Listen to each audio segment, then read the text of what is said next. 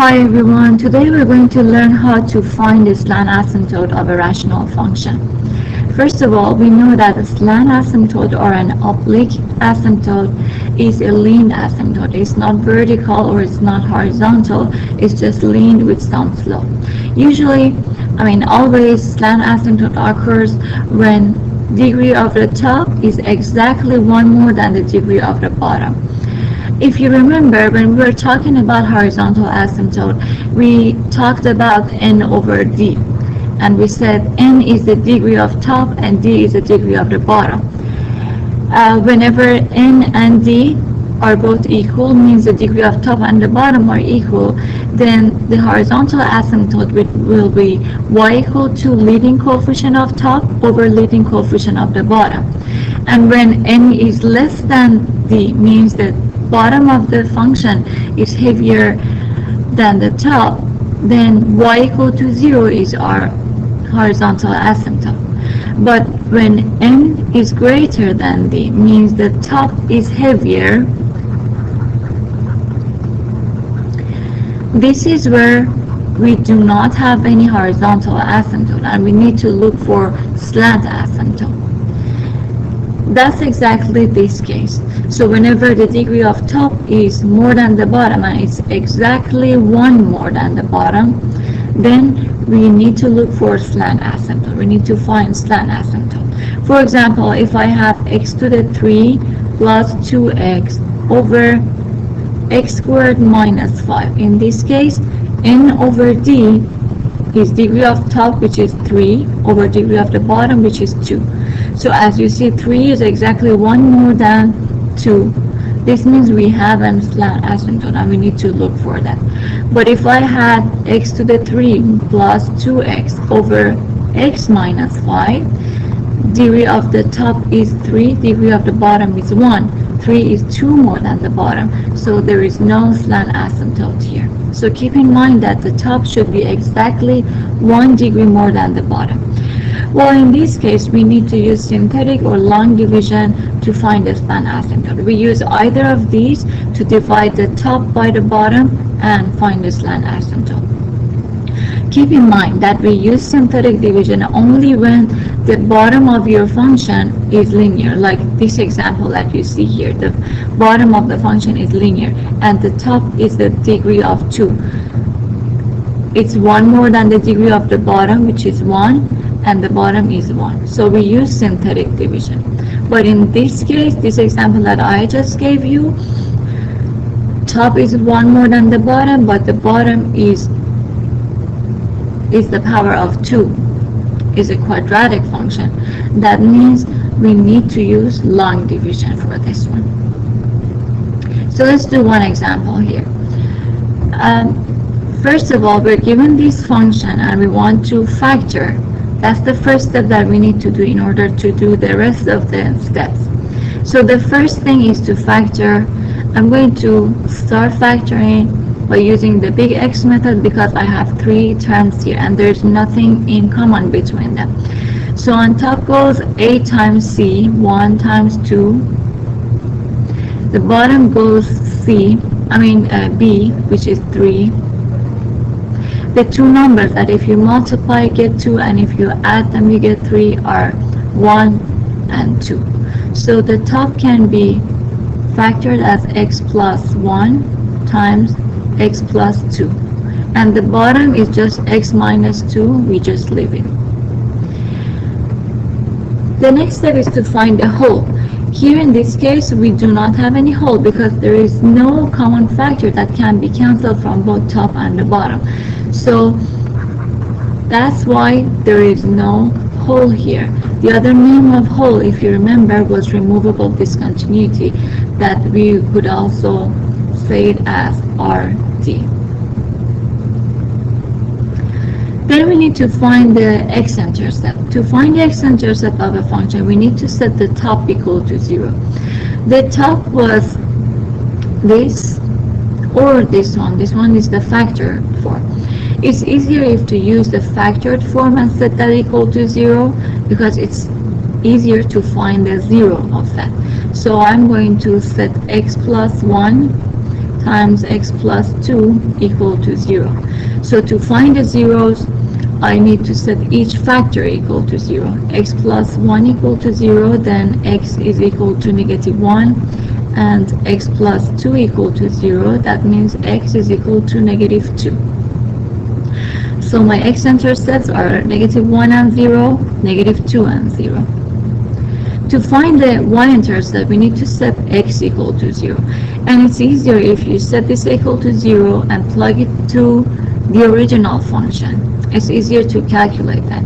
So this will be 0 squared plus 3x plus 2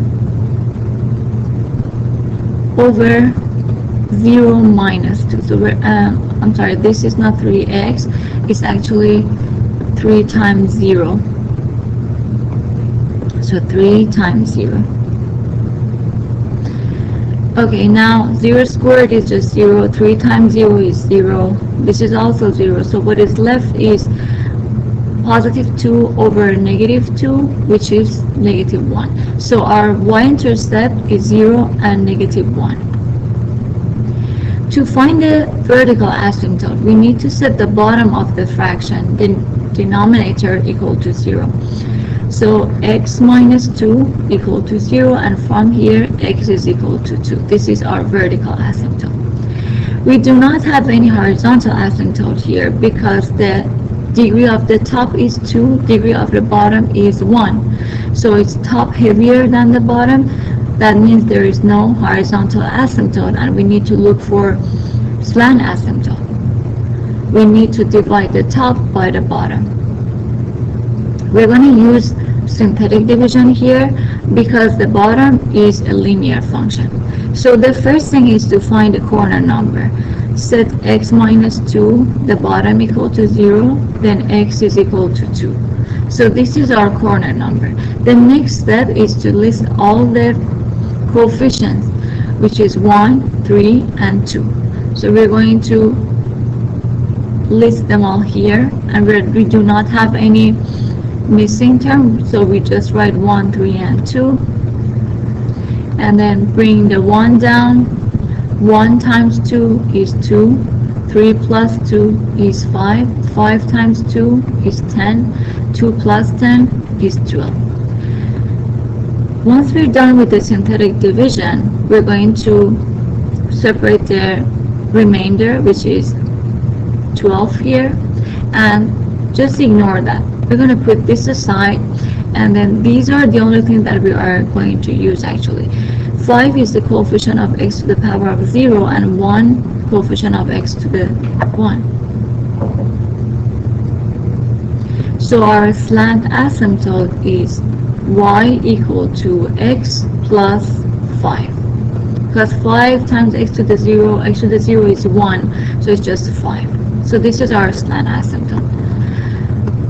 So now we have all the information that we need. We have the slant asymptote, we have a vertical asymptote, a y-intercept, x-intercept, and the other x-intercept.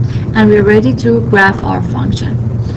I'm going to start with my coordinate plane. Okay, now we have our coordinate plane. Let's start with finding x-intercept on the coordinate plane. Negative 1 and 0, it's here. This is negative 1 and 0. Negative 2 and 0 is our next y-intercept. And we had 0 and negative 1 as our y-intercept. 0 and negative 1 is here. Then we had x equal to 2 as our vertical asymptote. So I'm going to graph my x equal to 2, almost here.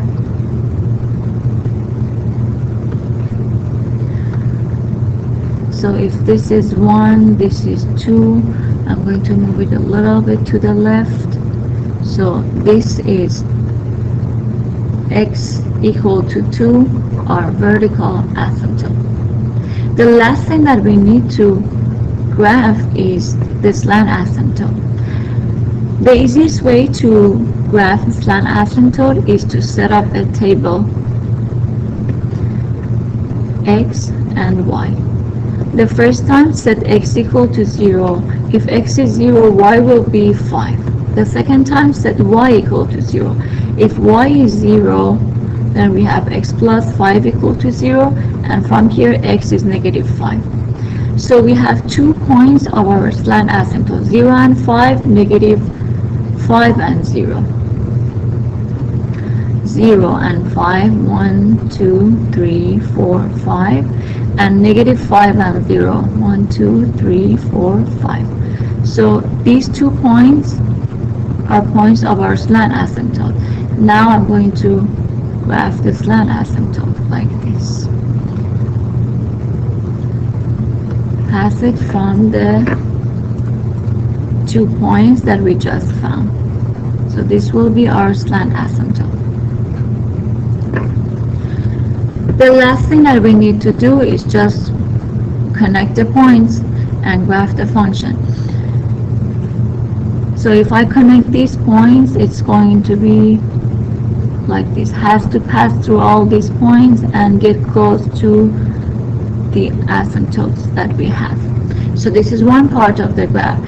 To find the other part of the graph, we know that the rational function has 2 parts.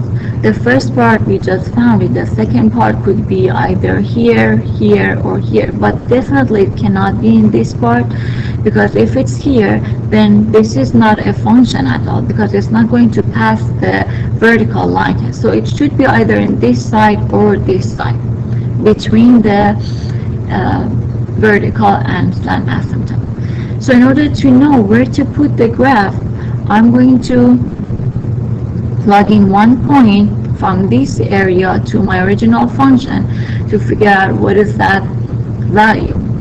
The point that I'm going to plug should be something greater than 2, because this is y x equal to 2. Before that, we already have the graph. We need to see what is happening after this point. So I'm going to plug in x equal to 3 here. So if x is 3, I can plug it either here or here. They're both the same. I feel like this is kind of easier. So 3 plus 1, y will be 3 plus 1, 3 plus 2, over 3 minus 2. So this is 4 and this is 5. 4 times 5 is 20, over 1 is just 20. So as you see, if x is 3, y is 20. If x is 3, y is going to be a big number, and it's going to be on this side, because this side is just like you see, this point is 5, and this is going to be a number kind of close to 5. So 20 will be something up there. That means the other part of my graph is in this area. So I'm just going to graph it like this. So this is my vertical asymptote, the continuum of my vertical asymptote, and this is the other part of the graph. Okay, now we're going to graph the second function here. The first thing is to factor this function, but since there is no common factor between these 2 terms, we cannot factor anything. Even from the top and the bottom, there's nothing that we can cancel or factor, so this is not factorable. If it's not factorable and we cannot cancel anything from top and the bottom, so there's no whole as well. For x-intercept, we said that we need to set the top equal to 0. So the top is negative 3x squared plus 2 equal to 0. We subtract 2 from both sides. Then we have negative 3x squared equal to negative 2. Then we divide by negative 3. This negative will cancel the other negative here, so it's going to be just 2 over 3. So we have x squared equal to 2 over 3. Then we need to take the square root of both sides to have the x by itself. So x will be plus and minus square root of 2 over 3. So our y-intercept is square root of 2 over 3 and 0, and negative square root of 2 over 3 and 0. To find the y-intercept, we need to set x equal to 0 and plug into the function. So y will be negative 3 times 0 squared plus 2 over 0 minus 1.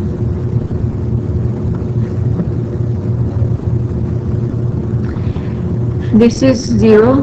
Negative 3 times 0 squared is 0, and this is 0, so this will be 2 over negative 1, which is negative 2. So our y-intercept is 0 and negative 2. To find the vertical asymptote, we need to set the bottom equal to 0. So we're going to set the bottom of the function equal to 0, which was x minus 1. From here, x is equal to 1. So that's our vertical asymptote. Horizontal asymptote, we need to find n over d. Degree of top was 2 and degree of the bottom was 1. That means top is heavier, so there is no horizontal asymptote, and we need to look for slant asymptote. Since the bottom of the function is a linear function, so a linear equation, that means we can use synthetic division. But be careful that here we are actually missing a term, negative 3x squared plus 0x, and then we have 2. So first of all, we need the corner number, which is 1 here, but setting the bottom equal to 0. Then we're going to list all the coefficients, negative 3, 0, and the last one was positive 2. Negative 3 comes down times, this is negative 3 plus 0 is negative 3. Negative 3 times 1 is negative 3. And then 2 and negative 3 will be equal to negative 1. So this is our remainder, which we are going to ignore, and our slant asymptote will be y equal to negative 3x minus 3, because this is exponent of x to the 0, this is exponent of 1. So this is our slant asymptote. The pieces of information that we have are slant asymptote, our vertical asymptote, y-intercept, and the two x-intercepts that we have. Now we are ready to graph our function. So I'm going to start with the coordinate plane, and then we are going to find the x-intercepts on our graph. Radical 2.2 over 3 is almost 0.81, so it's close to 1. That means if, let's say, this is 1 and negative 1, positive and negative square root of 2 over 3 is going to be a little bit before 1 and negative 1. So these two are the x-intercepts. The y-intercept is 0 and negative 2, so it's going to be almost here. We have a vertical asymptote at x equal to 1. So our vertical asymptote is here, right on top of x equal to 1. Vertical asymptote, which is x equal to 1. And then we have a slant asymptote here. To graph this, we said we need a table of x and y. The first time, set x equal to 0, then y will be negative 3. And then if you set y equal to 0, then 0 is equal to negative 3x minus 3 plus 3. 3 equal to negative 3x. Then you divide by negative 3. Then x will be equal to negative 1. So the 2 points are 0, negative 3, and negative 1 and 0. So 0, negative 3 is here. Is 0 and negative 3. And then negative 1 and 0, which is this point. Okay, we just need to connect these lines.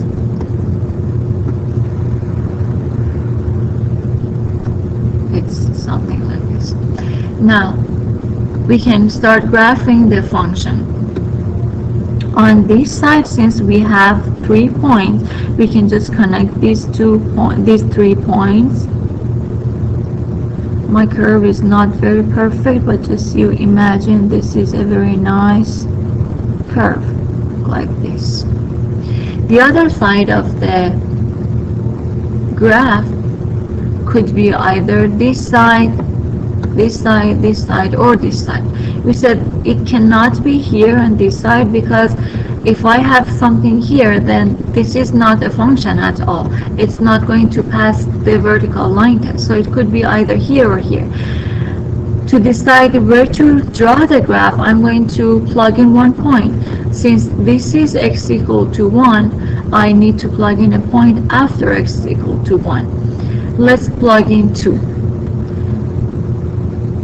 So if x is 2,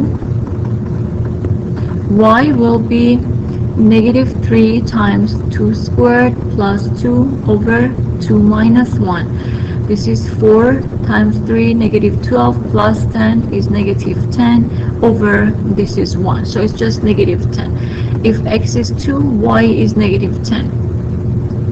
Okay, this means it's going to be a big number over here because this point is 3.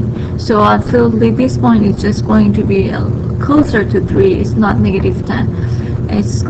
The graph will be here.